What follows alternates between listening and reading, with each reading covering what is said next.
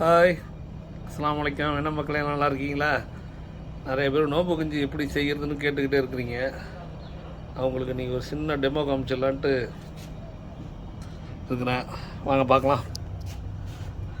இதுக்கு ரொம்ப பெரிய விஷயம்லாம் இல்லைங்க. வெங்காயம், தக்காளி, பச்சை மிளகா வெட்டி வச்சுருக்குறோம்.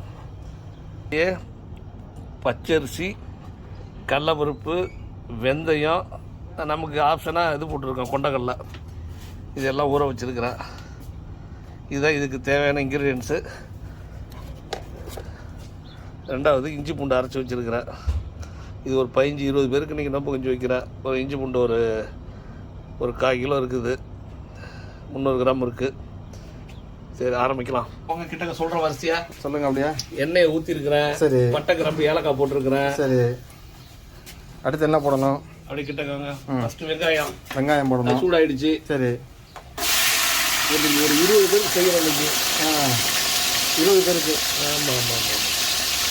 ஒன்றும் பெரிய கஷ்டமான விஷயம்லாம் கிடையாது. அரை கிலோ வெங்காயம் எடுத்துருக்கீங்களா? 20 பேருக்கு போதும்.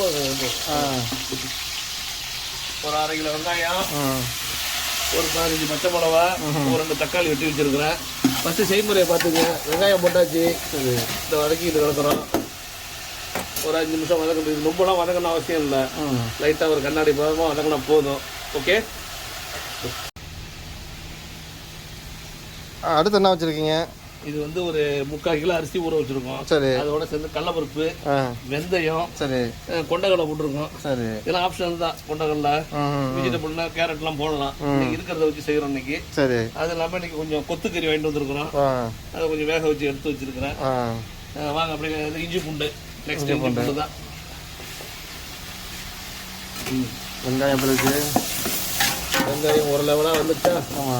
அவ்வளோதான். உடனே இஞ்சி பூண்டு ஒரு 100-150 கிராம் இஞ்சி பூண்டு போதும். ஜாஸ்தியெல்லாம் வேணாம். சரிங்களா?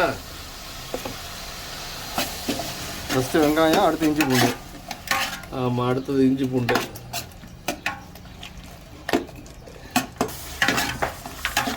ஆன் பண்ணுறீங்களா?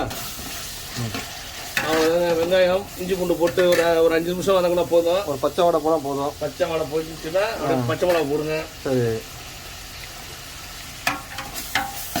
பச்சை மிளகா போட்டு அப்படியே தக்காளி இறக்கிட வேண்டியது தான். எல்லாம் சுமார் 5 நிமிஷம் வதக்கினா போதும். ரொம்ப வதங்க தேவை கிடையாது. ஜாஸ்தி வதங்க வேண்டியது இல்லை. இதெல்லாம் வந்து ஏன்னா கஞ்சி அதுக்கப்புறம் வெந்துக்கிட்டு இருக்க ஐட்டம் தானே. சரி.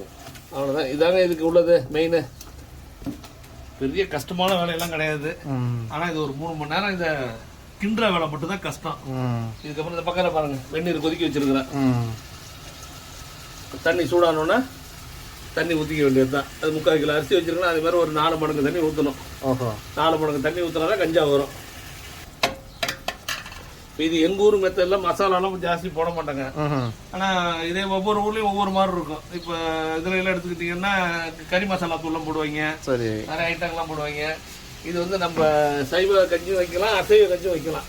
கொத்துக்கறி போட்டால் அசைவ கஞ்சி, கொத்துக்கறி போடாமல் விட்டால் சைவ கஞ்சி. எல்லா மக்களும் சாப்பிடலாம். தண்ணி ஒதுக்கி ஊற்றிட வேண்டியதானே.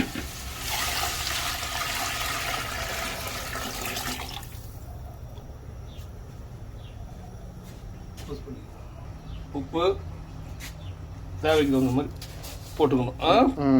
அதான் மெயின்.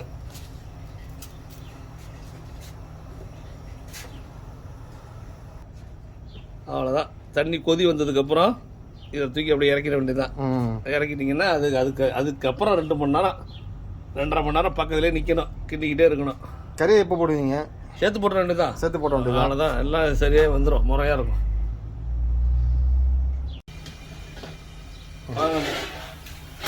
புகை வந்துட்டு தண்ணி கொதிக்க ஆரம்பிச்சிருச்சு. அது சரி. அந்த சமயத்தில்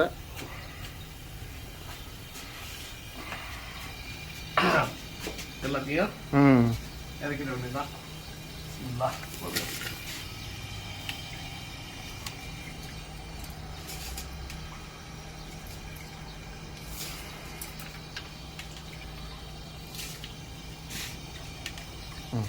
இதோட இந்த கொத்துக்கறியும் அப்படியே இறக்கிறோம்.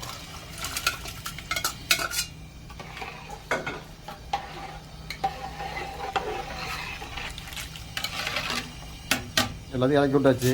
முடிஞ்சுங்க. இதுக்கப்புறம் ஆறாமசா 2 மணி நேரம் ஒதுக்கி கிண்டிக்கிட்டே இருந்தோம்னா கடைசியா தேங்காய் பால் ஊற்றி கொத்தமல்லி தலை போட்டு இறக்கணும்னா நோம்பு கஞ்சி ரெடி. இன்ஷா அல்லாஹ்.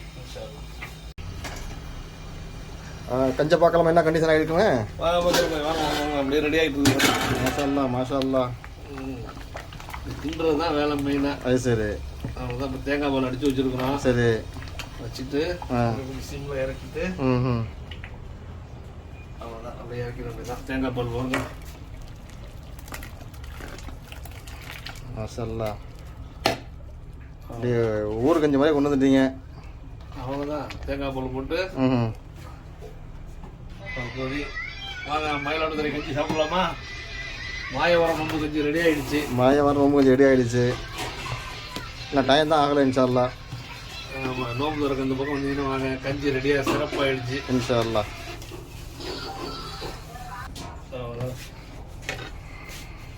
கஞ்சி வர முடிஞ்சிச்சு. கொத்தமல்லி தலை வெட்டி போட்டால் கஞ்சி ஃபினிஷிங். சரி. இப்படி நம்மளை போட்டு வச்சோம்னா ஒரு நோம்பு திறக்கிற நெதர் தெளிவாக இருப்பாங்க. ஓகே.